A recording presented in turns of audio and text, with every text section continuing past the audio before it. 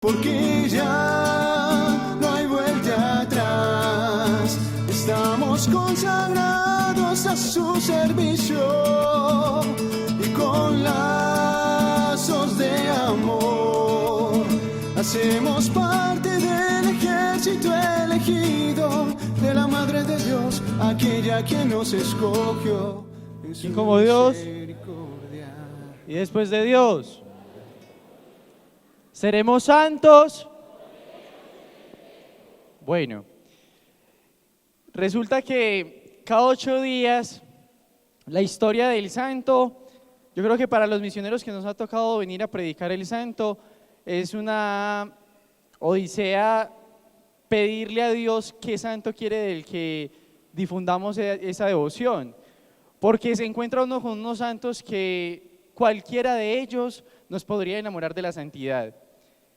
Resulta que hoy vamos a hablar de un santo, sabemos que incluso muy apropiado para nuestra comunidad, para nuestro movimiento, que incluso muchos de nosotros lo hemos escuchado bastante. Se llama San Alfonso María de Ligorio.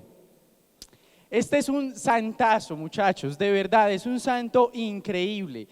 Yo he escuchado bastante de él y escuchaba muchas veces en muchas prédicas frases, libros que ha escrito él y una cantidad de cosas, pero nunca me había tomado como molestia no, había tomado la decisión de ir a conocer la historia de él, y verdaderamente es increíble. Este santo nació el 27 de septiembre de 1696, hijo de don José Marqués de Ligorio y de doña Ana Cavalieri. Resulta que es un santo al que Dios le regaló grandes dones y grandes gracias. Una de ellas, Dios le dio el regalo, Dios le dio el don de la inteligencia. Era un santo muy intelectual, es incluso proclamado doctor de la iglesia. Imagínense, esto me pareció impactante, me pareció increíble, que este santo a los 16 años ya era doctor en Derecho Civil y Derecho Canónico. O sea, muchos a los 16 años apenas estamos terminando el colegio o repitiendo décimo o repitiendo noveno. Y ya este santo era doctor en Derecho Civil y en Derecho Canónico. Y empezó a partir de esta edad a difundir una fama increíble entre el pueblo, porque era muy buen abogado. Las personas lo buscaban porque a pesar de su corta edad tenía unos discursos muy elocuentes y no había pleito que no ganara. Todos los pleitos eran seguros para él, pero incluso porque eran pleitos siempre muy rectos y siempre defendía era la verdad. Pero resulta que una vez este hombre tuvo una experiencia que hizo que su vida cambiara radicalmente a partir de ahí. La experiencia que tuvo este hombre fue que en un pleito muy famoso entre personas como muy importantes en el pueblo, en ese pleito la persona a la que él estaba defendiendo, él dio pues el discurso, él mostró pues como su defensa y todo esto, y resulta que la contrapartida llega y se levanta, pues cuando él termina de dar su discurso se levanta y le dice: qué pena, Alfonso, pero en este documento está la prueba de que todo lo que has dicho es falso, has sido engañado o nos estás queriendo engañar. Y él empieza a leer el documento y claro, se da cuenta de que todo lo que le había dicho eran mentiras, que el defendido que él estaba pues defendiendo, valga la redundancia, lo había engañado a él. Y en ese momento él se siente traicionado fuertemente, se siente frustrado y delante de todo el mundo pues dice que es verdad, que él ha sido engañado también, pide perdón y sale en su corazón, y en su corazón decía: mundo traidor, ya te he conocido, en adelante no te serviré ni un minuto más. Él salió diciendo en su corazón, él se sentía frustrado y él sentía que el mundo lo había traicionado. Y él decía: mundo traidor, en adelante nunca más te serviré. A partir de ahí él llega y se encierra en su habitación durante 3 días aproximadamente, y se encierra y por su frustración, por su dolor, solo se encierra y come, llora y ora. Es lo único que hace, come, llora y ora, frustrado porque toda su vida había sido en pos de eso. Ese había sido su sueño, ser un abogado, defender la verdad y todo esto, y ha sido engañado. A los 3 días sale de su habitación y empieza a servirle a los enfermos, a servirle a los pobres, y se va. Aquí quiero hacer un paréntesis, porque muchos de nosotros hemos pasado por situaciones parecidas, situaciones donde nos hemos sentido frustrados, donde nos hemos sentido engañados y nos hemos quedado mirándonos a nosotros mismos y nos hemos quedado mirando nuestra herida y llorando y llorando y llorando. Pero hubo algo que en él y en esta parte donde leía me impactó, y era que él oró, pero oró bien, porque su oración le hizo ir a hacer caridad. Si hubiera orado mal o si simplemente se hubiera quedado llorando toda la vida, se hubiera quedado sintiéndose frustrado toda la vida, pero no. Él oró y oró bien, porque esa oración le movió para ir a hacer caridad con los demás. Y a partir de ahí cambia aún más su vida. Resulta que él estaba una vez con un enfermo y Dios en ese momento le habla al corazón. Escucha él la voz de Dios que le dice: Alfonso, apártate del mundo y dedícate solo a servirme a mí. Alfonso, apártate del mundo y dedícate solo a servirme a mí. Imagínense uno que escuche la voz de Jesús, esa voz dulce, esa voz llena de amor, de misericordia, de bondad. Pues madre, yo creo que uno queda ahí insofacto, pues impactadísimo. Y adivinen el que le respondió. Él inmediatamente, dice que inmediatamente, él no lo dudó, él no lo pensó. Y en esta respuesta de él, la asemejaba mucho a la respuesta de la Virgen María. Porque la Virgen María ni siquiera dijo sí, él no dijo sí. Pero la Virgen María tampoco dijo no. ¿Qué dijo la Virgen María? He aquí la esclava del Señor, ¿cierto? Y él le dijo algo similar: Señor, ¿qué queréis que yo haga? O sea, él no dijo sí, sino que de una vez le dijo: bueno, y entonces, yo le sirvo, Señor, ¿qué quiere que yo haga? Su respuesta fue inmediata, él no dudó, él no lo pensó 2 veces. Ya él le había servido al mundo, ya él le había servido a la gente y vio que no había respuesta. Ahora quería servirle a Dios porque sabía y ya se había dado cuenta, ya había experimentado que Dios sí respondía verdaderamente. Y también pensaba que él oró tan bien y Dios conoce tan bien nuestras almas que sabe en qué momento llamarnos. Si Dios le hubiera llamado en ese momento, quizás él hubiera dudado o quizás él hubiera dicho sí, pero por el momento de su desesperación a raíz de su frustración. Pero ya Dios esperó y Dios lo fue como llevando hasta el punto de que ya su alma estuviera tan tranquila, de que ya su vida estuviera tan centrada, de que ya él hubiera experimentado algo más de él para poderlo llamar y para poderlo atraer, para que su respuesta no fuera movida por un sentimiento, sino que su respuesta fuera ya radical, movida por su convicción. ¿Quién como Dios? Entonces en ese momento él sale y se va para la iglesia Nuestra Señora de las Mercedes. Sale y llega al sagrario, y en el sagrario hace el voto de nunca más servirle al mundo, de dejar el mundo, de servirle a Dios. Y saca su espada y la pone en el altar de la Virgen María, simbolizando su compromiso, su entrega, y de que solo le seguirá sirviendo a ella, de que su entrega será total hacia ella, de que todo ya será para ella. Luego de esto ya viene la lucha más grande de él, que fue su familia, porque él era de una familia burgués, por decirlo así. Entonces su padre, pues al ver, imagínense, uno a los 16 años, ya doctor en derecho civil y canónico, mejor dicho, qué futuro el que él tenía proyectado. Y su familia, claro, incluso había estudiado varios idiomas, había estudiado artes, era una persona supremamente estudiada. Su futuro, su papá ya lo tenía programado. Le había conseguido varias novias y siempre las novias lo dejaban, y cuando lo dejaban decían: vea, es muy culto, es extremadamente bella persona, pero se ve que su vida es más espiritual que del mundo. Él es más espiritual, él no es terreno, él es más del espíritu, él es más del cielo. Entonces por eso lo dejaban, porque veían que él como que no, él vivía elevado, y entonces decían, no, este no, yo necesito es uno de aquí de la tierra. Entonces lo dejaban. Cuando él le dice a su familia, cuando él le dice a su padre que él se va a consagrar a Dios, que él le va a entregar su vida a Dios, su padre llorando le decía, pero ¿cómo es posible que vayas a dejar tu familia? ¿Y cómo era posible? Porque el padre no es que fuera malo, sino que su vida, ahí fue madre, su vida, yo le pagué.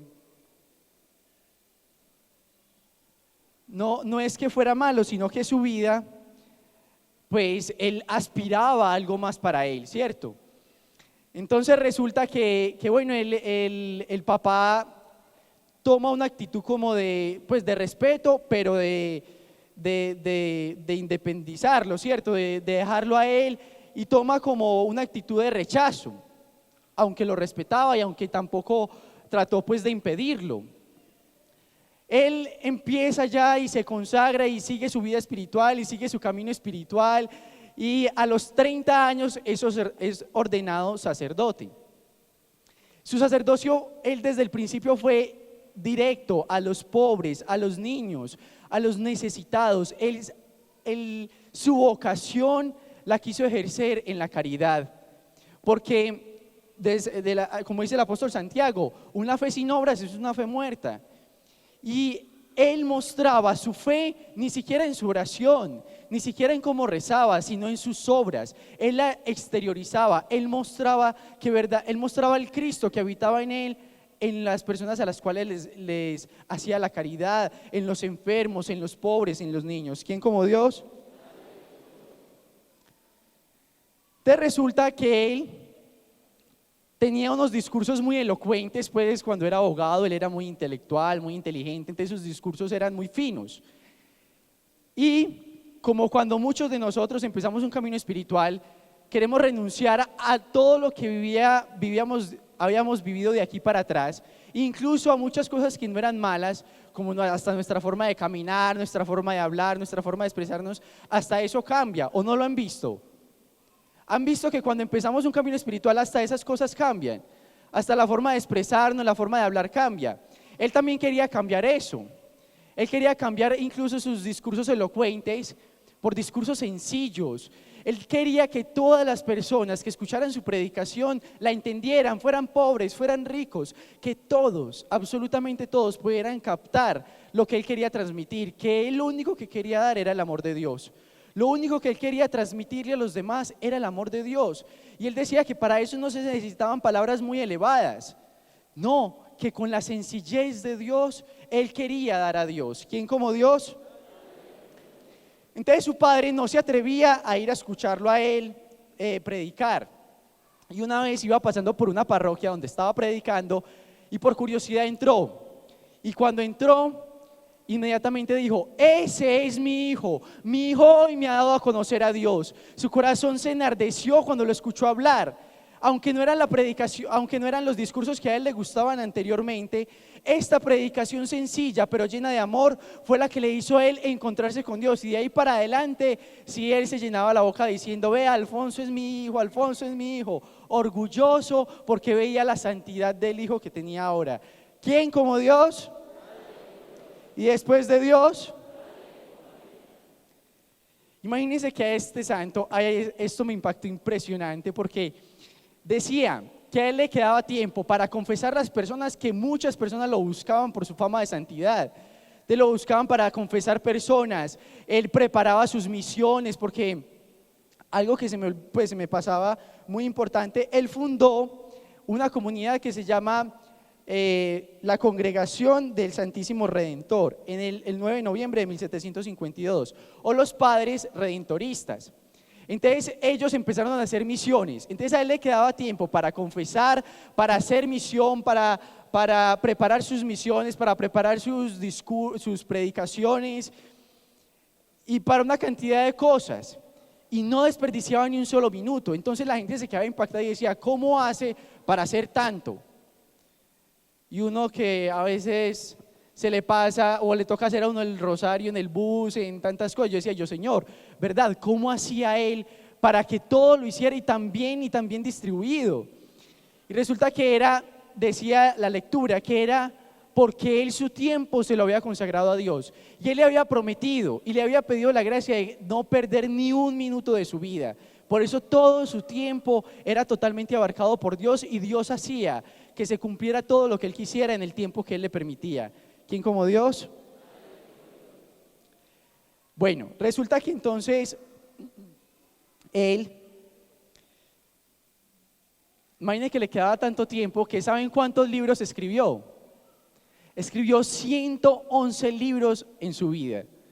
Es una persona increíble. 111 libros escribió y 2000 manuscritos. Escribió 111 libros y 2000 manuscritos en solo los 35 años últimos de su vida. Fue que incluso fueron tiempos en donde estaban llenos de, pues el Señor le permitió muchas pruebas, sufrimientos, sacrificios para reparar todo esto. Miren, hay una cantidad de cosas increíbles de este santo. Ya resumiéndolo hasta su muerte, fue obispo. Cuando el Papa le dijo que iba a ser obispo, él le decía que no, que por favor no lo pusiera de obispo, que no le pusiera pues esa cruz tan grande porque él no iba a ser capaz con eso. El Papa no le aceptó la renuncia, entonces él dijo que se haga la voluntad de Dios. Quiero leer las palabras. Bueno, decía que se hiciera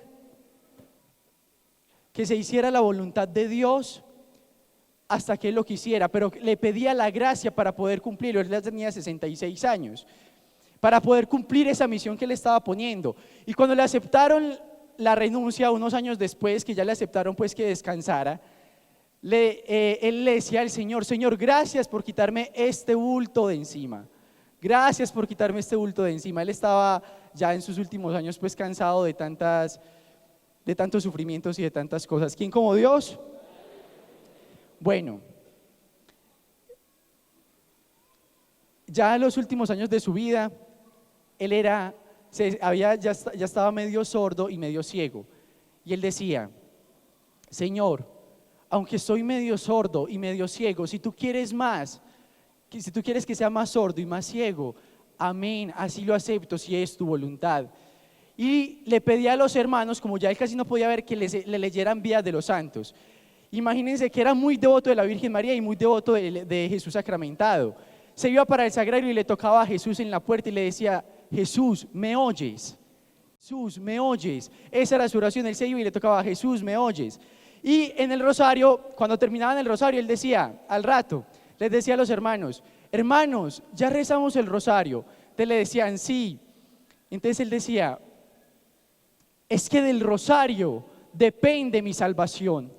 Es que del rosario depende mi salvación. Por eso les pregunto, porque solo del rosario depende mi salvación. ¿Quién como Dios?